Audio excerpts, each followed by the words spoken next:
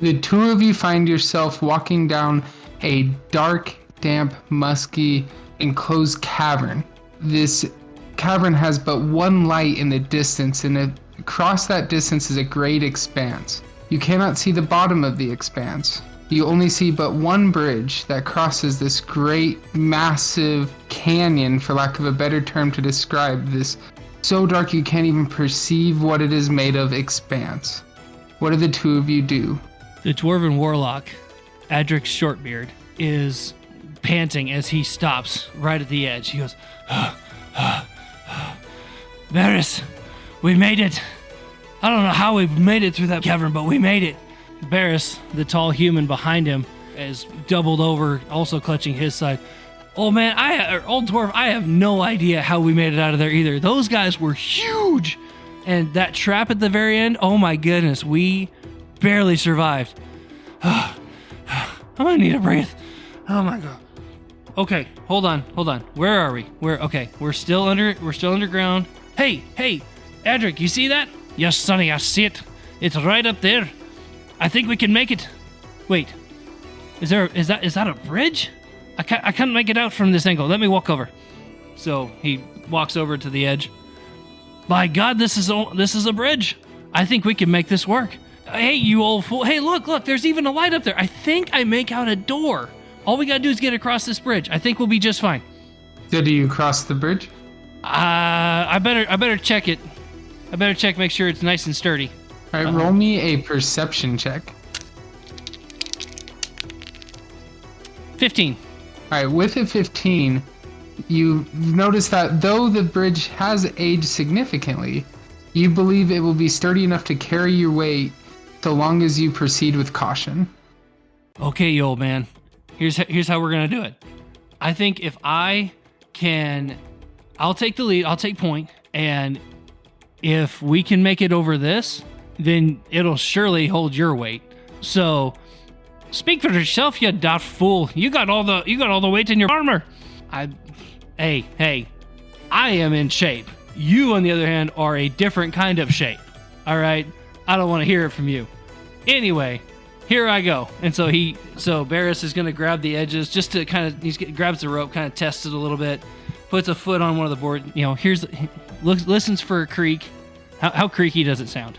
The rope gives more of a creak than the board. Stepping with the care that you're taking, it feels like as though the board has remained quite strong for the age that you first perceived it to be.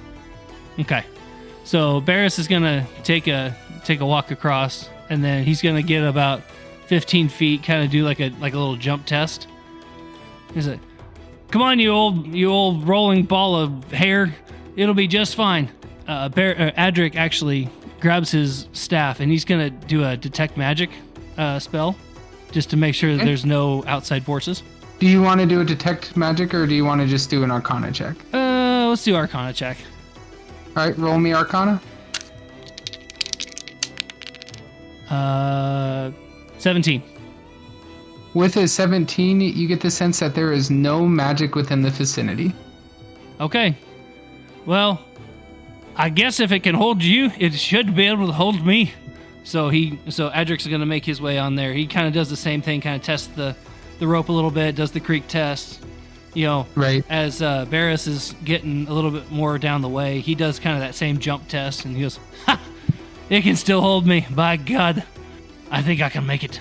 All right, and when Varys makes it about 30 feet, and Adric is about 15 feet in, you both in the distance can see the light at the end of this great cavern illuminating the chest that you've been questing so long for. It's right there. I can see it. It's been 15 months. I can taste it. 15 months since your journey began, all searching for this quest that holds the gold that will be able to set both of your families free from the captured embrace of the great Goblin Lord. I can just taste this freedom. And both of them start running. We'd start running. You start running? Yep. All right, both roll me a dexterity saving throw with disadvantage. Oh, shoot. Nat 1 for Adric and a 5 for Barris? Ooh, not great. With those rolls, the bridge gives way, and you both begin to free fall and plummet I should have trusted the note. to your death. Wait, what?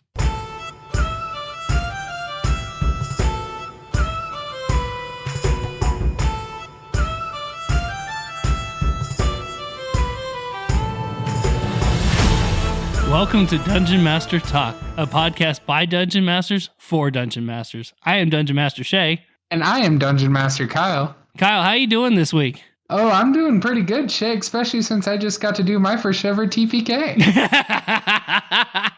Oh, that was your first one? Yeah, that's my first. Believe it or not. Nice. Well, before we get too excited about this topic, welcome everybody. We are so excited that you have decided to join us on episode 10 of the Dungeon Master Talk podcast. We are so excited to have you guys. We're so excited to bring this topic to you. We've actually talked about this a little bit on and off air, and we just are just so excited that you have taken time out of your busy schedule to come and join us. Kyle, you want to tee us off for this one? Yes, I have to, right? To address the elephant in the room, listeners, that was a different way for us to start this podcast off. We hope you liked it. We had fun. One take, believe it or not, one take. We definitely did not practice. We did two, and then I threw him a complete curveball the second time. So I got him rolling a couple of times. It was great. I'm like, it's not going to matter if you cast Levitate or not. He's still falling. I was like, and deny. And down. And the dragon. And the dragon eats you. Today we are talking about TPK, the total party kill. And Shay, specifically, we're talking about, is it ever okay to TPK? You know what? I'm going to throw you a curveball. Yes, it is. There are specific times where it is okay for a TPK. I honestly didn't think you would go with yes. I really didn't. Were you going to think that way too? No, honestly, I side more. I always side with what works best for story and what works best for the group. Sure. I think for the groups and group combos that I've led and played in, I would think that answer to be no, just because I've yet to seen it play out where the story would really allow that to happen and it be satisfying. And then also for the players to get their joy out of it, because I see a lot of attachment to characters, and even if a single character were to die, that kind of attachment to the party and the willingness to then rejoin because there's the attachment to the party. So then the new character still feels lively and important. I will say this, though, and we'll get to this in a little bit. I think there needs to be a huge asterisk on the word yes when it comes to a total party kill, okay?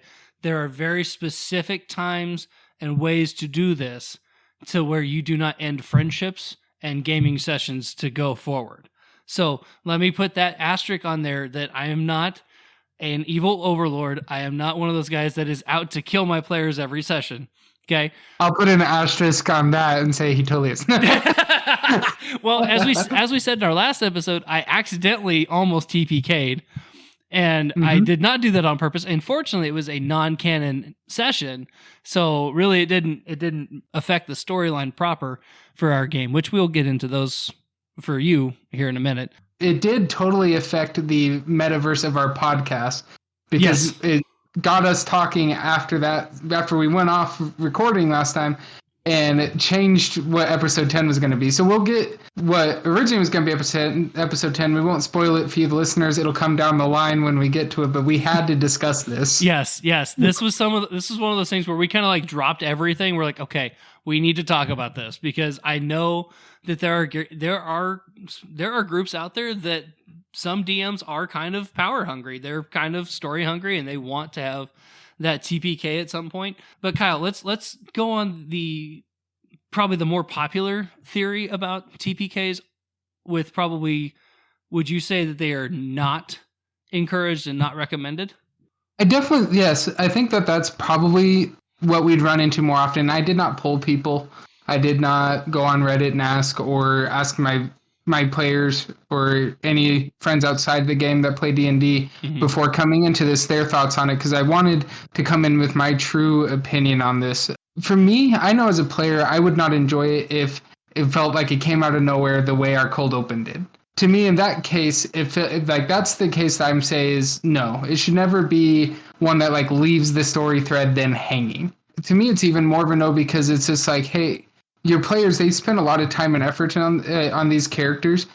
Their character death, if it were to happen, should feel special and unique. And by having it be alongside the rest of the party, you're sometimes robbing that, or not sometimes, I think totally robbing of that kind of individual feel of it. And that opportunity then to have like a character highlight moment where they like read their backstory and you kind of have that funeral of the character sheet and all that, because now the whole party's gone. Continuing that storyline is now infinitely harder, because how do you have a random other party with no original member to guide them come pick up the pieces and not feel forced? Oh, totally agree. And it's one of those things where, like you said, especially if you get a group that typically groups, for whatever reason, will usually make it about maybe 5 sessions sometimes, and then life happens and people don't really reschedule very well, and then games just kind of get put on the back burner. So if you get a group, especially that is meeting constantly for months, a monthly basis or weekly basis, and they're up to like level 10, like 5 to 10 to 20, God forbid you get to level 15. By the way, you're awesome if you get at least that far. I would love to interview you, because I have never played a character at level 15. That's amazing. Yeah, please email us if you've done that. Exactly. But here's the thing though. By that point, you have spent years. That PC has become part of your identity. Mm-hmm.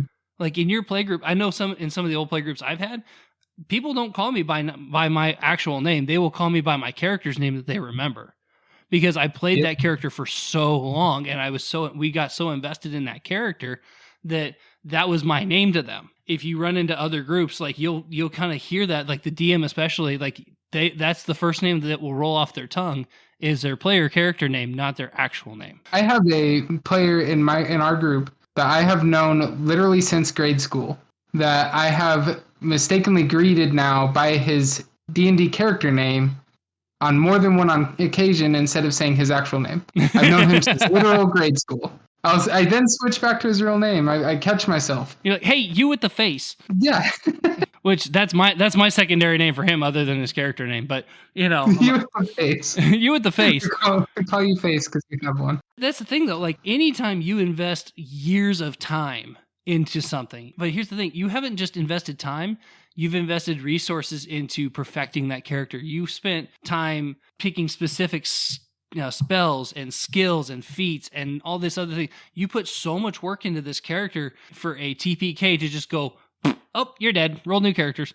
Like there's an emotional reaction to that, especially in the moment when your character dies. It's like, wait, part of me just left. Yep. There's literally a part of me that just left. To me, it's kind of equivalent to a TV show character dying, leaving the show. Yes, exactly. Whenever that happens on any popular show, you're going to have waves of fan that's like, that's when I left. That's when I left the show. And now it's your D&D campaign. So I think there's always a risk whenever a character death is happening anyway. Like there has to be that buy-in beyond that character from the player to want to remain invested. Mm-hmm. It's hard. I think a lot of us take it for granted if we listen to live plays that, well, yes, you'll roll another character because you're in. But when it's actual play, like you are actually playing it and you're actually that person, it's hard. It's hard to have characters die. As a DM, it's hard when NPCs die. It can be, yeah. Not alone characters that you spend years playing, perfecting, writing their backstories, becoming one with in the moment. Mm-hmm. And so you add on top of that not not only did they die, but all the other characters that you grew attached to as a player are now also dead. Yep. They're the ones you had rivalries with. They're the ones that you, in RPG terms, bled with, not in real life, I hope. Yeah. And then the ones that you debated with hotly, the ones that you cried with when things happened, the ones that you band together with when the DM was evil and killed your wolf. Not that that's ever happened, but... Right.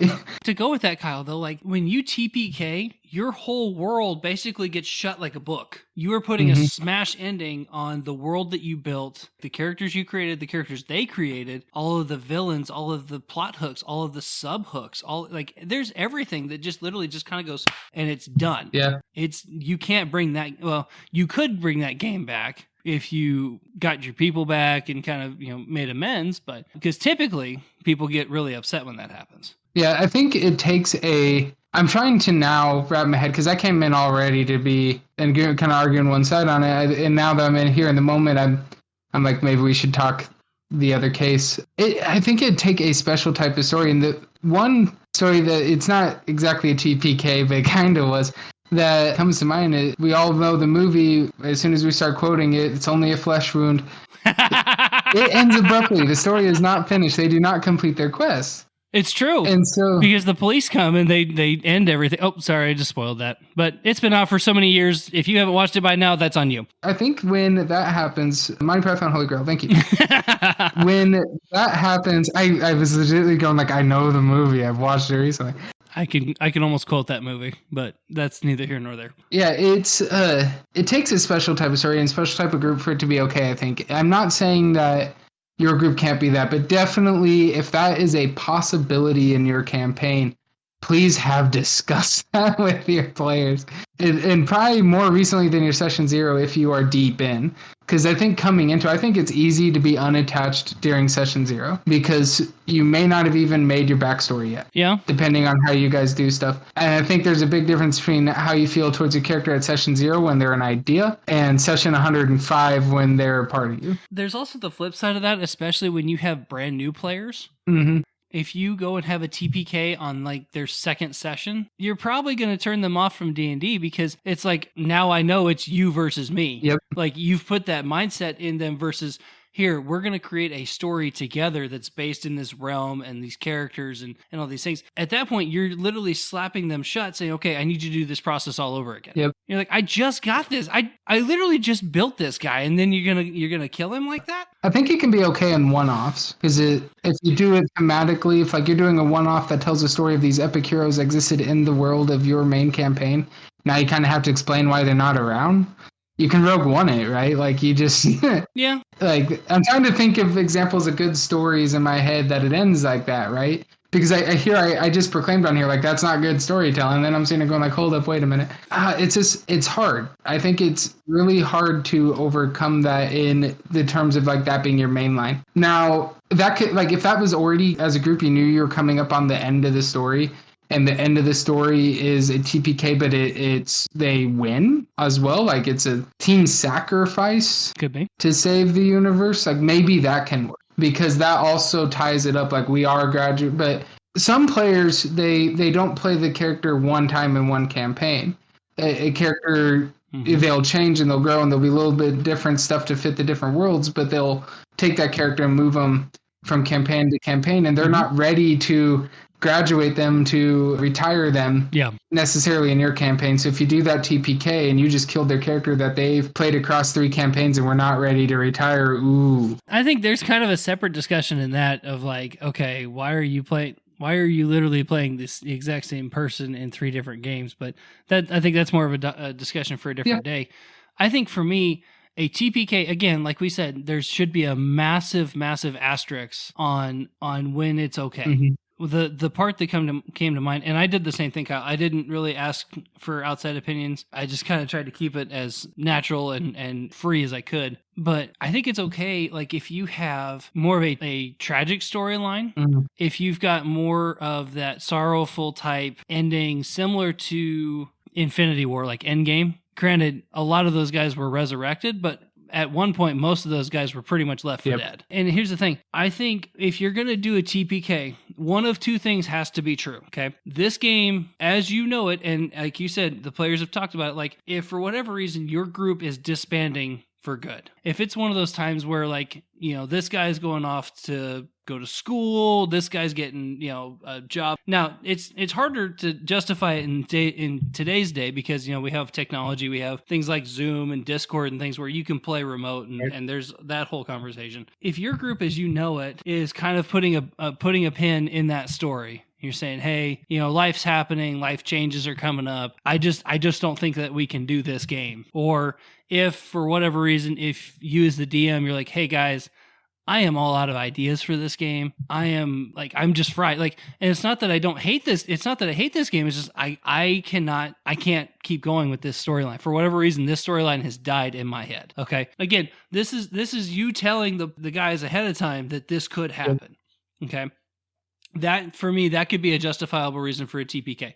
Now, that being said, I don't think it should be one of those things where, like in our intro, you fall off a bridge, you're dead, game over. Yeah, that's so rough. Exactly. You should make it. I feel you should make it a very like patriot type, Braveheart. Let's go out, guns blazing, and then you guys can just fade to black. There's bloodshed everywhere. The dwarves dying in the Hobbit, all that stuff. Yeah, exactly. It's interactive with your players. You're working together with your players so that you're not just saying, "Hey guys, I'm going to kill you and we're going to go on." I think another reason that you could do a TPK is if you don't actually TPK, but you give them the feeling like you just did. Okay. And here's my reasoning. Okay. Let's just say, for the sake of argument, and now I guess this isn't really a true TPK, but if your storyline has a point where you need them to be captured in order to further the story, you can create a monster slightly stronger than them, or fairly more stronger than them,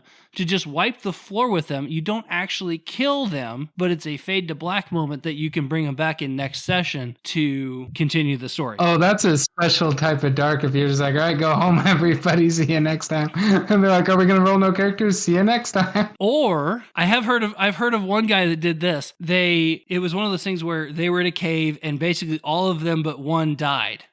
And he had no idea where he was at, how to get his friends. Anyway, they came back, they rolled new characters, and supposedly this was like 2 or 3 weeks later.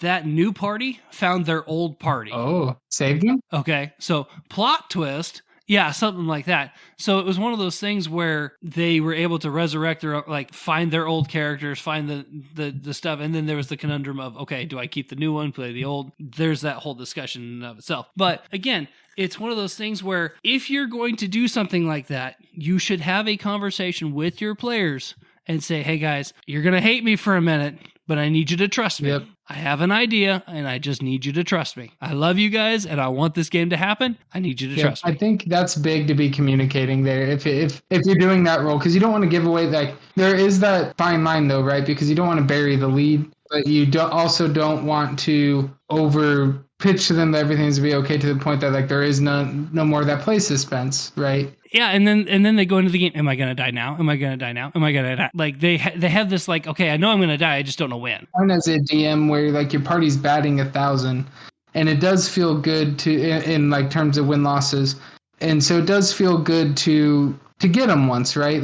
It's not us versus. Remember, DMs, it's not us versus the party. At least it never should be. It's collaborative storytelling. We're all having fun. This is our escape. We're having a great time role playing at the table. Yeah. Saying things that you never get to say in the real world because I cast magic missile. That's not a sentence I say in my day job, unfortunately. But that most people can hear. Right. Having goblins talk about how yummy entrails are, that's not I say as Shay's taking a drink of something, ruining your meal. Sorry if anybody was enjoying dinner. No. It's just water. We're good. We're having this good time, so it should not be us versus them. This isn't a competitive board game. It's just not. There's no winners losers at D&D. Right. Strong debate that I feel like one of my player characters has won D&D, and it's really confusing. She hasn't been playing that long, but family, she won. But, it's not us versus them, but every now and then it's good to reintroduce that feeling of these fights, they can go the other way. Yes, I do need to be smart with my character. The wizard can't become the frontline tank because I don't have the armor class or the hit points to survive up here. Right. And I, the fighter, do need to be mindful of my friends so they don't die, but then also at the same time, I can't be an idiot. I can't just tank and never get healed or anything like that. I think it's one of those things where you can help teach the art of retreat to your players without actually just making them totally understand the consequences of their actions. Mm-hmm. If it's one of those things where, now here's the thing, if one of your players is just acting not smart, okay, let's just say in a small cavern of 15 by 15, wizard goes, I cast fireball. Cabin's on fire. Everybody is nice and crispy and more than likely not coming back from that. And you're probably wanted. Here's the thing. I'm just saying, you're wanted. That player has specifically made them a wanted person because they have literally incinerated their entire party and the bad guys, but the other players sitting at the table are, not exactly happy with them. So there is that aspect of it too. One thing I just thought of here, Kyle, while I'm thinking about it and get your thought process. If on a one shot, okay, you do a every man for themselves gladiator style fight. I'm liking it. I can see justifying a TPK without it. It's technically a TPK because everybody in theory dies. Well, there could be one left But if they're not mortally wounded at the end. Unless you gladiator that the winner also does. Right, exactly. So, like, it could be one of those things. Now, granted, now you're getting into player versus player. And people don't always like that. That's not every group wants the PvP. They Yes. don't there's so many ways now. Once upon a time, this is hard for us in the modern day and age. There was a goblin. There's that too. It's hard for us to imagine in this day and age a lack of opportunity to do player versus player in other games. Mm-hmm. But once upon a time, we didn't have video games. And so it was, if you're going to experience that, you did it in the form of board games and D&D, the greatest of all, tabletop, in my opinion. Everybody else, you can have your own opinion about that too. But of course, then we developed player versus player there. But nowadays, it's more commonly sought out as the RPG storytelling experience. I think in one-off, so it can still maybe be valid. Like we already talked about, you need to explain why these heroes aren't in the world, or it's a one-off session. People are not as invested in these characters. You want to comically end it. Yeah. Yeah, there could be that too. Because I've had one-offs end with my players having to say happy birthday to defeat the Sphinx because they weren't gonna otherwise. So you can do goofy stuff in one-offs. Rules matter even less there because you're not going to come back to this. Well, and speaking of that one-off, the characters that people can come up with can be completely like outrageous. Like I remember one character, he was a barbarian, I think. But he had this thing like his whole shtick was he could do magic even though there was no magic for him. Like he was a monk. He would no, I was the monk. Oh, okay. Anyway, this barbarian would like wave his hands around and like cast like whirlwind or make me like try to make people think he was casting magic with it. And here's the thing, the dice were with him that night. We would challenge him every time, and every time he would always roll higher than us. And after a while, we just said, you know what? We believe you. We believe you. We can't tell you. My favorite dice roll moment, maybe of all time. I can't remember if it was. I think it was you. You called him out, and you're like, "I want to roll if I can tell that he's not casting magic." Yep. And so I was like, "All right." Roll. I asked the fake wizard to roll deception, and I asked Shay here to roll. I think I asked to roll insight. Insight, I think it was. And you crit failed, and he natty 20'd. I did. I mean, but here's the thing. That was the third time I had asked him. Because I'm like, there is no way in God's green earth that this, like, and I'm trying to wrap my head around this. I'm like, but when that time happened, I was like, all right, you know what? You win. My favorite was how he described he had like orange confetti. And when he would say fireball, he'd punch and then let go of the orange confetti. So the orange confetti would poof everywhere. And then he'd roll his deception. And his character wasn't great at deception, but all y'all were so bad at perception and insight that rolls for them that night anyway. Yeah, he got away with it. And after that natty 20, I told Shay, your character full on 100% believes with in your heart of heart. Yep. He's casting magic and you will defend it. It was like, I can't win. I can't beat him. But anyway, tying that all back together though, like when you do a one shot, I mean, you can probably get away with that a little bit easier. Because it's one of those games that it's non-canon usually, has usually nothing to do with the storyline that you normally would go on. Sometimes it even gives another person a chance to be a DM. So, I mean, there can be some wackiness in that too. Yep. So again, it's one of those things where if a TPK is merited and or warranted, you have to tread very lightly when you do this because it has to be in such a way that you don't implode your entire play group, and at the same time, like have a actual, again, like we kind of talked about, everything has to be kind of storyline oriented. Yep. Like there has to be some actual storyline reason why something happens or why something is allowed to happen. And I think and unfortunately there are DMs out there that will do this, that there becomes this power creep essentially where I'm the DM, I say what goes, and if this group is not going to do what I say, boom, you're all dead, roll new character. Yep. I think that's the horror story one, right? Yes, yes. I think maybe we should talk like what leads to a DM getting there, right? Because Okay. that's not an in the moment anger. You would hope not. Yeah, because that to me like that's you have some anger towards the party. Then if it's going to be that spur of the moment, like you're not doing it, you're not doing it, you're not doing it, you're not doing it. Yes. All right, so yes. I think like that to me is indicative of a failure to establish expectation. If you find yourself in that scenario, the party wants something else out of this story than what you want. Or I think it could be just a lack of communication on the DM side, because, or to follow that up, it could be a lack of improvisation. Mm-hmm. It could be one of those things like, okay, there are times where it's okay to railroad your players. I think there's, and then there are other times where it's a good idea just to kind of sandbox it, if you will, and kind of let them kind of venture out and do their thing. As a DM, it is our job to run with what they say. Like when you're a DM, half of your notes should be, for the most part, on point. And then the rest of it, just be ready to throw your notes on the floor and run. That's why we talk so much about motivations for your NPCs. It's not because if you script your conversations, A, they're never going to ask exactly what you want them to ask. Ain't that the truth? Very, very, very rarely. And B, it's impossible for you to think out every scenario that a multitude of other people can come up with. I've tried. I have overwritten for scenarios and wasted so much of my time on if they do this, then this happens. If they do this, then this happens. If they say this, then this happens. And if they do this, then this happens. And if they talk to this guy, then this will happen. If they talk to this girl first, then this will happen. If they go here first, then this happens. No, like it's good to make your world feel alive. Like it's great that you have that many ideas. It's great that you're that invested as a DM, but you're gonna set yourself up for frustration and disappointment. I once planned out an entire dungeon, an entire boss that my party circumvented. They didn't even go there. They didn't come close to there. I reused the dungeon later. I've yet to reintroduce the boss because, quite frankly, he wouldn't be fun now. The party is higher level now. I will have to rework them, but the idea and concept will be used again.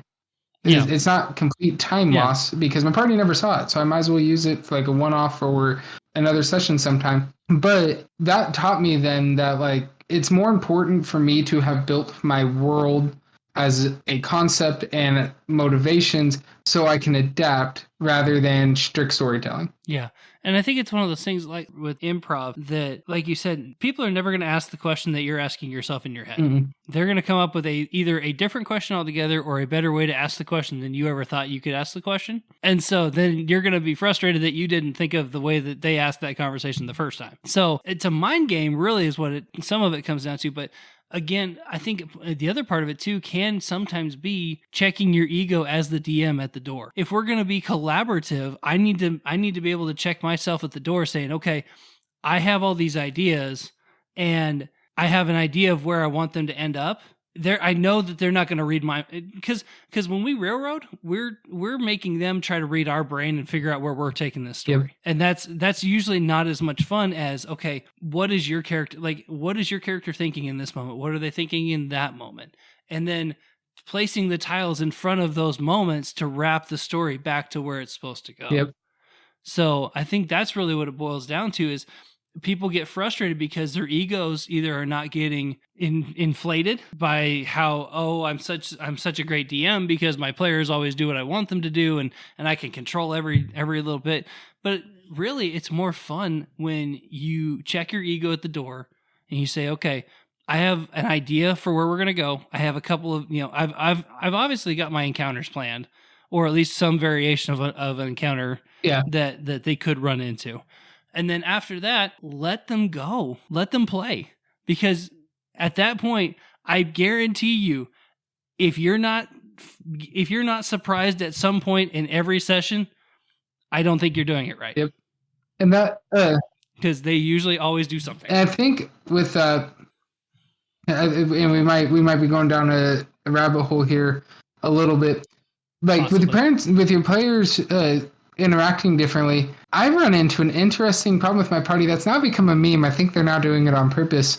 When they meet important characters, and it's obvious they're important. I spent a lot of time describing them. The scene paints the fact that they're important. They don't ask for their names. Ever. The important characters will ask the party for their names, and the parties will give them, and then just like wait. And so then me as DM start like trying to have a conversation. They never get the names. And then what really throws me off, they go meet random Joe off the street NPC. They'll ask for his name.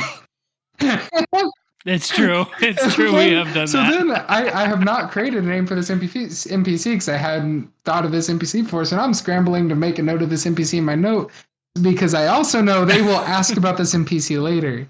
It has become such a meme with them to mess with me in that way because they know I spend a lot of time on these important characters. And so like this honestly, it's funny to me. I'm laughing about it now, but it's thrown me for a loop at times because I'm in the moment describing them as dwarf in center chair and dwarf at far chair and dwarf at near chair instead of by their names that are in my notes because I'm like, okay, I'm not going to give you guys the satisfaction of having these characters say their names now. Because you didn't ask for them. So we're playing this proverbial game of chicken over character names. Now, I'm not going to TPK my party for this. Now, I know we just got done talking about ego, and we're two DMs that made a podcast to talk about DMing. Know that neither Shay and I think we're perfect DMs. We both think that we're very flawed. No. We know we're very flawed.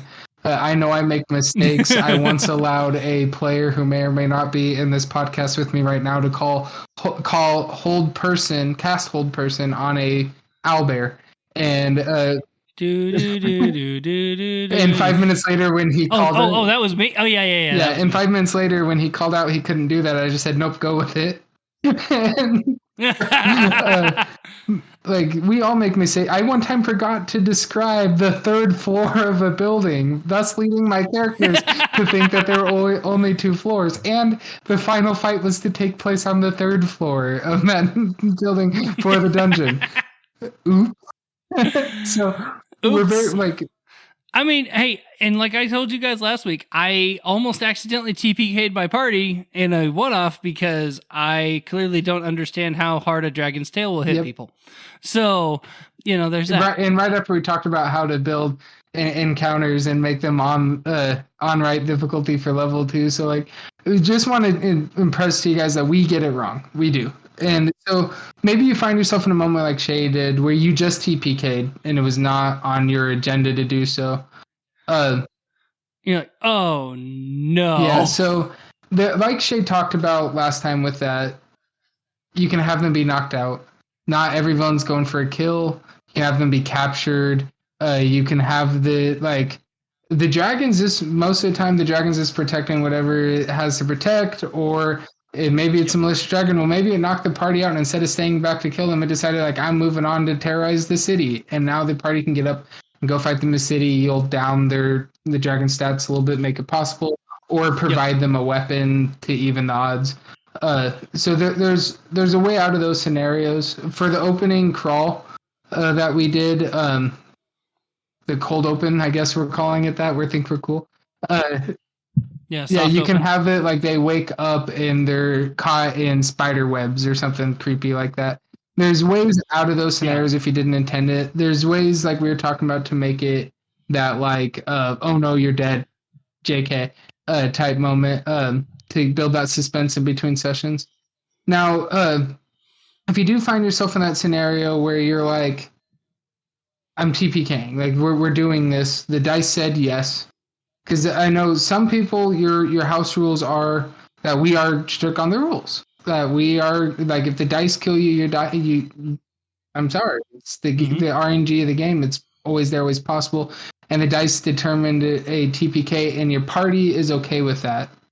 Like, that's something I'm being real. I want to hear that story. I want to know the stuff about that, because that'll make me a better DM one day, too, if I know those situations. And hear the stories of how you guys handled that. And that's a big part of why Shay and I created this podcast. Is there's situations we know we've been in that telling each other about them from the DM's perspective and the player's perspective has made us both better. But then also we recognize that like, hey, there's a whole bunch of DMs out there with all these stories. Wouldn't it be cool if more of them were shared? So if you want your story shared about a time you did TPK, a time you didn't TPK, or just your thoughts on this, especially if they differ from ours, I want to hear a counterpoint to both of us here. Please let us know at dungeonmastertalk@gmail.com or the social media links. We really would love to hear you guys' stories on it. I personally, though, I know me as a player, I just don't think that I would want to, in real campaign where I've invested, I don't think I'd want to TPK, so that makes it hard for me as the DM to think I'm ever do it. If I ever change my mind and I ever go to where right now I consider the dark side, I will make sure that I'm honest and call it out here as well. And I'm sure Shay will keep me honest there because he'll be mad that I killed his shiny freckles. Well, and here's the thing, like, I do love my shiny freckle character. But at the same time, I also understand, and I've told Kyle this too, I literally have like 30 characters in this little notebook of mine. It's 3-ring binder that I am okay with playing in this game too. So as much as I would like, man, I really enjoyed that character, I've got more and more ready to go that I can just insert game and go. Dude, I got heat for killing the wolf. You did. You did. When one day a player death happens, I don't know the heat I'm going to get. I mean, the NPC wolf that passed away in this, and here's the context for this story. So my druid was literally by the wolf's side. He was using any and every healing power that he had to try and resurrect this wolf, and because they had formed this special bond of nature, and they were just very, very similar in their personalities. And he was trying everything. He was crying. He was screaming to his god to save this wolf. And Kyle allowed the wolf to pass away. Yep. And in that moment, like, it was almost like an earth-shattering moment for the party. Like, holy moly, this NPC is dead. We had to take it, like, the players asked for a break. And that's the one time that we've ever taken a break because of stuff happening in story. We've taken bathroom breaks, we've taken food breaks. We've ended sessions because people were getting tired, but we've never had a Kyle, can we take a break for a minute moment outside of that one moment? Yeah. And there was multiple people in my house going to pet my real life dog. And I was sitting there going like, oh no, what has happened? Well, and honestly, like, I was even holding my little dog at the time too. And I was like, okay, even though you're the size of a squirrel, I love that dog. I mean, that little squirrel dog, it's, she can great, jump 4 feet in the air without time, bending her legs. It's not natural. Seriously, I don't know how I think she casts levitate on herself every time she jumps. But bringing that whole thing full circle though, like, if you're going to do a TPK, do it in such a way that is tasteful and respectful to your party, right? Because a TPK, if done wrong, will literally TPK your group. Yep. If a TPK done right, you can still save the storyline, you can still save the group and make adjustments as you go. So again, like Kyle said, thank you guys so much for joining us this week. We super appreciate you taking the time to listen to us. We say that all the time, but we really, really do mean it. Like, you guys are awesome, and we just really enjoy having you guys with us on our conversations. Like Kyle said, you can always reach out to us at dungeonmastertalk@gmail.com. If you ever just want to send us a long form message, if you want to hit us up on Twitter, we are at DMT the podcast, and we are also on Facebook with the Dungeon Master Talk page, and you can use the hashtag Dungeon Master Talk, I believe, on the social forums to tag us. So again, we would really love to hear those stories, like Kyle mentioned, of how did you guys handle your TPK? Was it a barn burner? Was it a group? Was your group okay with it? And how did you come out of that? We would super love to hear that. And then maybe we can do a follow-up episode on some of that if we get some good responses. So, Kyle, I think it's time to wrap this one up. What do you think? Absolutely, sir. Have a great night, guys. He is Kyle. I am Shay, and you have listened to Dungeon Master Talk.